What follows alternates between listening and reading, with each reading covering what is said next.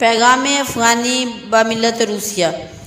جمال الدین افغانی کا پیغام روسیوں کے نام۔ جمال الدین افغانی کا پیغام روسیوں کے نام قرآن پاک کی منزل و مقصود اور ہے، مگر آج کل کے مسلمانوں کا طریقہ اور آئین مختلف۔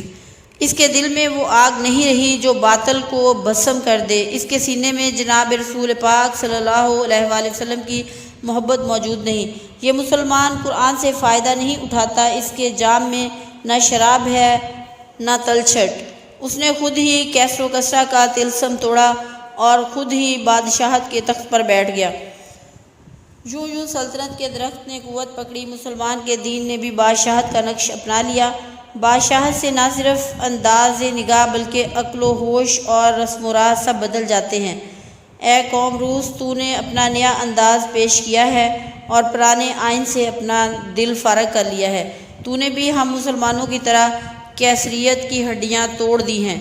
اے ضمیر میں چراغ روشن کرنے کے لیے اپنے ضمیر میں چراغ روشن کرنے کے لیے ہماری داستان سے عبرت حاصل کر۔ جس جنگ میں اپنے پاؤں اچھی طرح جما لے، دوبارہ ان لات و حبل کا طواف نہ کر۔ جے جہان کہنا ایسی قوم چاہتا ہے جو بشیر بھی ہو اور نذیر بھی۔ تو دوبارہ مشرقی اقوام کی جانب واپس آ، تیری تاریخ مشرق کی تاریخ سے وابستہ ہے۔ اب تو نے جان میں نیا سوز پیدا کیا ہے، تیرے ضمیر کے اندر نئے شب و روز ہیں۔ افرنگ کا آئین دین پرانا ہو چکا ہے، اس کہنا بتکدے کی جانب دوبارہ نہ دیکھ۔ تو نے پرانے آقاؤں کا کام تمام کر دیا، اب لا سے اعلیٰ کی جانب چل۔ اگر تجھے استحکام کی تلاش ہے تو لا سے آگے نکل اور ہمیشہ کی زندگی پا لے۔ تم جو نیا نظام عالم چاہتے ہو، کیا تم نے اس کے لیے کوئی محکم بنیاد تلاش کی ہے؟ تم نے پرانی تاریخ کا ایک ایک باب دھو ڈالا ہے، اب اپنے فکر کو قرآن پاک سے روشن کرو۔ سیاہ فاموں کو کس نے ید بیضا دیا؟ کس نے لا کیسرا کسرا کی خوشخبری سنائی؟ فرنگیوں کے رنگ برنگے جلوے چھوڑ کر اپنے آپ کو پا لے۔ اگر تو اہل مغرب کے مکر سے باخبر ہے تو لومڑی کا انداز چھوڑ اور شیری کا پیشہ اختیار کر۔ روباہی کیا ہے؟ متاع دنیا کی تلاش اللہ تعالیٰ کے شیر کے سامنے آزادی ہے یا موت؟ قرآن پاک کے بغیر شعری روباہی ہے۔ قرآن پاک کا فقر ہی اصل شہنشاہی ہے۔ قرآن پاک کا فقر ذکر و فکر کا اختلاط ہے۔ میں نے فکر کو ذکر کے بغیر کامل نہیں دیکھا۔ ذکر ذوق و شوق کو ادب سکھانا ہے، یہ جان کا کام ہے نہ کہ زبان و لب کا۔ ذکر سے سینے کو جلا دینے والے شعلے پیدا ہوتے ہیں جو ابھی تیرے مزاج کے ساتھ موافقت نہیں رکھتے۔ فکر کے محبوب رانا پر مر مٹنے والے ہیں، تجھے تجلیات فکر سے آگاہ کرتا ہوں۔ قرآن پاک کیا ہے؟ آقا کے لیے موت کا پیغام ہے اور بے سر و سامان بندے کا دستگیر۔ دولت کے پجاری سے کسی بھلائی کی امید نہ رکھ۔ قرآن پاک کا ارشاد ہے کہ تم نیکی نہیں پا سکتے جب تک تم اپنی محبوب ترین چیز اللہ تعالیٰ کی راہ میں خرچ نہ کرو۔ سود سے سوائے فتنے کے اور کیا بڑھتا ہے؟ قرض حسنہ کی لذت کوئی نہیں جانتا۔ سود سے جان سیاہ ہو جاتی ہے اور دل پتھر کی طرح۔ سود خود ایسا درندہ ہے جس کے دانت اور پنجے نہیں ہوتے۔ رزق کو زمین سے حاصل کرنا جائز ہے، زمین بندے کے لیے فائدہ اٹھانے کی چیز ہے، لیکن ملکیت اللہ تعالیٰ کی ہے۔ بندہ مومن امانت دار ہے، مالک حق تعالیٰ ہے، کیونکہ اللہ تعالیٰ کی سوا ہر شے ہلاک ہونے والی ہے۔ بادشاہوں نے اللہ تعالیٰ کی حکومت نہ رہنے دی، انہوں نے بستیوں میں داخل ہو کر انہیں تباہ و برباد کر دیا۔ ہماری روٹی اور پانی ایک دسترخوان سے ہے، آدم کا خاندان نفس واحدہ کی مانند ہے۔ جب اس جہان میں قرآن پاک کا نقش ثبت ہوا تو کاہنوں اور پاپاؤں کے نقوش ٹوٹ گئے۔ میں اپنے دل کی بات برملا کہتا ہوں، یہ کتاب نہیں کچھ اور چیز ہے۔ جب اس کا اثر جان کے اندر داخل ہوتا ہے تو وہ اور ہو جاتی ہے۔ جان بدل جائے تو جہان بدل جاتا ہے۔ قرآن پاک اللہ تعالیٰ کی طرح ظاہر بھی ہے، باطن بھی، یہ زندہ و پائندہ بھی ہے اور گویا۔ اس کے اندر مغرب مشرق کی تقدیریں پنہاں ہیں، انہیں سمجھنے کے لیے برق کی مانند تیز سوچ پیدا کر۔ یہ مسلمان سے کہتا ہے کہ جان ہتھیلی پر رکھ، تیری ضرورت سے زائد جو کچھ ہے اسے خرچ کر دے۔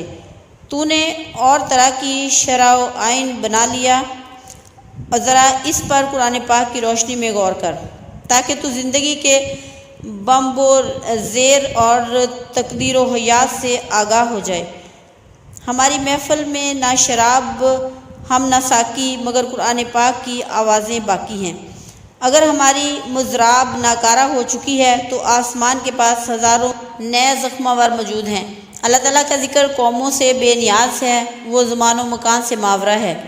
اللہ تعالیٰ کا ذکر ہر ذاکر سے علیحدہ ہے، اس کی اپنی الگ حیثیت ہے۔ اے روم و شام، کسی خاص ملک کی حاجت نہیں۔ اگر حق تعالیٰ قرآن پاک کو ہمارے سامنے سے اٹھا لیں تو اسے کسی اور قوم کے سپرد کر دیں گے۔ میں نے مسلمانوں میں صرف تقلید و ظن دیکھا ہے، اس سے ہر لمحہ میری جان بدن کے اندر کانپ رہی ہے۔ میں اس دن سے ڈرتا ہوں کہ مسلمان کو قرآن سے محروم نہ کر دیا جائے اور اللہ تعالیٰ اپنی آتش عشق کی اور دل پر نہ ڈال دے، کسی اور دل پر نہ ڈال دے۔ پیر رومی بے زندہ رود میں گوید کے شیر بیار۔ پیر رومی جو سراپا جذب و درد ہیں، میں ہی جانتا ہوں کہ افغانی کی اس بات نے ان کی جان پر کیا اثر کیا۔ ان کے اندر سے ایک آہ جگردوز نکلی، ان کی آنکھ سے ایسے آنسو ٹپکے جو خون شہید سے زیادہ رنگین تھے۔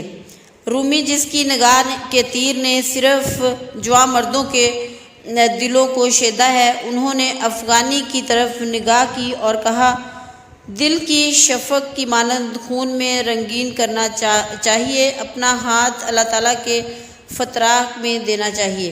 جان امید ہی سے جوئے رواں کا مانند ہے، نا امیدی مرگ جاوداں ہے۔ پھر رومی نے میری طرف دیکھا اور کہا، دو شعر سنا کر میرے وجود میں آگ تیز کر دے۔ ہماری ناکہ بیمار ہے اور محمل گراں ہے، ساربان کی نوا تلخ تر ہونی چاہیے۔ مصائب ہی سے پاک مردوں کا امتحان ہے، اس لیے پیاسا کرنا جائز ہے۔ کلیم علیہ السلام کی مانند دریائے نیل سے گزر جا، خلیل علیہ السلام کی مانند آگ کی طرف قدم بڑھا۔ ایسا مردانہ نغمہ سنا جس سے دوست کی خوشبو آئے تاکہ وہ ملت اسلامیہ کو دوست کی گلی کی طرف لے جائے۔ غزل زندہ رود۔ یہ گل و لالا جن کے متعلق تو کہتا ہے کہ وہ سب مقیم ہیں اور سارے کے سارے موج نسیم کی مانند سرگرم سفر ہیں۔ نئے معنی جو ہم ڈھونڈتے ہیں وہ نہیں پاتے، کہاں ہیں؟ مسجد ہو یا مکتب یا مے خانہ، سب بانچ پڑے ہیں۔ اپنے آپ سے ایک حرف اللہ سیکھ اور پھر اس میں جل جا، کیونکہ اس خانقاہ میں کلیمی کے سارے دعوے دار سوز و درون کے بغیر ہیں۔ ان تکیہ نشینوں کی صفا کوشی کی بات نہ کر، ان کے بال الجھے ہوئے اور گدڑی ناصاف ہے۔ انہوں نے حرم کے اندر کتنے اور حرم بنا رکھے ہیں۔ اہل توحید کی سوچ ایک ہے مگر وہ خود ٹکڑوں میں بٹے ہوئے ہیں۔ مشکل یہ نہیں کہ بزم ہنگامہ آرائی کا خیال چھوڑ چکی ہے، مشکل یہ ہے کہ اصل بزم نقل خانے کی عمدہ چیز اور ہم نشیں کے بغیر ہے۔